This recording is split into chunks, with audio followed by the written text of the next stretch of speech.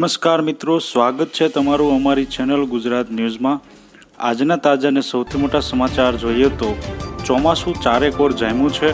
169 તાલુકામાં વરસાદ ખાબક્યો છે। ગુજરાતમાં ચોમાસું ચારેકોર જામ્યું છે। ગઈકાલ રાતના 8 વાગ્યા સુધીમાં 169 તાલુકામાં વરસાદ ખાબક્યો છે।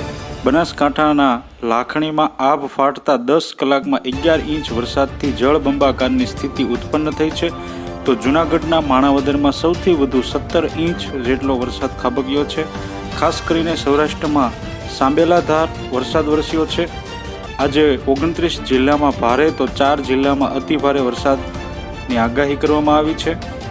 હવામાન ખાતાની આગાહી મુજબ રાજ્યમાં વરસાદ વરસી રહ્યો છે। આજે પાટણ, મહેસાણા, સાબરકાંઠા, ગાંધીનગર, અરવલ્લી, ખેડા, અમદાવાદ, આણંદ, વડોદરા, પંચમહાલ, દાહોદ, મહીસાગર, છોટાઉદેપુર, નર્મદા, ભરૂચ, ડાંગ, તાપી, સુરેન્દ્રનગર, રાજકોટ, જામનગર, પોરબંદર, જૂનાગઢ, અમરેલી, ભાવનગર, મોરબી, દેવભૂમિ દ્વારકા, ગીર સોમનાથ, બોટાદ અને કચ્છમાં ભારે તો બનાસકાંઠા, સુરત, નવસારી અને વલસાડમાં અતિભારે વરસાદની આગાહી કરવામાં આવી છે।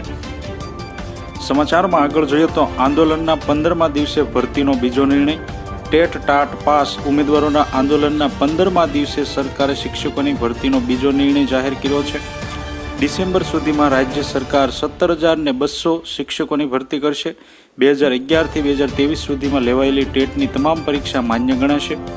24 કલાકમાં રાજ્યમાં 178 તાલુકામાં વરસાદ। છેલ્લા 24 કલાકમાં ગુજરાતના 178 તાલુકામાં વરસાદ નોંધાયો છે, જેમાં સૌથી વધુ બનાસકાંઠા લાખણીમાં 10 કલાકમાં 11 ઇંચ જેટલો વરસાદ ખાબક્યો છે। બનાસકાંઠા ઉપરાંત મહેસાણામાં પણ ધોધમાર વરસાદ વરસ્યો હતો। રાજ્યના 5 જળાશયો 60થી 90% ભરાતા એલર્ટ પર છે। આવતીકાલે દક્ષિણ ગુજરાતમાં ભારે વરસાદની આગાહી કરવામાં આવી છે।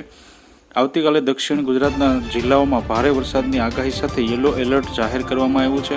આથી જો તમે અમારી ચેનલમાં નવા છો તો અમારી ચેનલને સબસ્ક્રાઇબ કરી લેજો, જેથી તમને અમારા નવા વિડીયોની માહિતી મળતી રહે।